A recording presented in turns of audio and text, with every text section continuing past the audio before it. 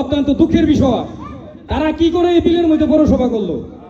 এই বিলের মধ্যে মাছ বেচে খায়, ধান লাগায় খায়, পাট লাগায় খায়, তাদের কিস্তি উঠায় চলে, তাদের ব্যাংক লোন আছে, তারা বিভিন্ন লোনে জর্জরিত।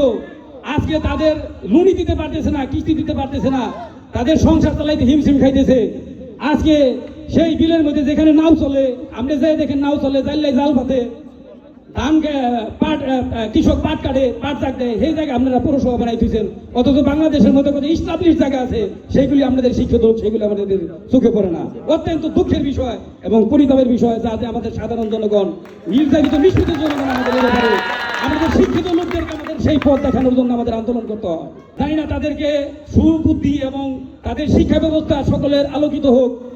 এই দোয়াই করবো আমরা, যাতে তারা এই ধরনের অপকর্ম বাংলাদেশের ভিতরে না চালায় এবং একু জায়গায় পৌরসভা করে জনগণের পকেটের টাকা নিয়ে তারা জায়গা কিনে, তারা বিদেশে বাড়ি করে, তারা স্বীকৃত ভ্যাট উঠায়, ট্যাক্স উঠায়, তারা দুবাই বাড়ি করে, সিঙ্গাপুর বাড়ি করে। অথচ আমরা দিন মজুর খাইয়ে খাই, আমরা দেশের সন্তান, দেশে খাই আমাদের দেশ করতেছি, অথচ আমাদের টাকা নিয়ে আপনারা বিভিন্নভাবে আনন্দ ফুর্তি করে চালান। এই ধরনের পৌরসভা কখনো আমরা মানবো না এবং মানতে পারি না।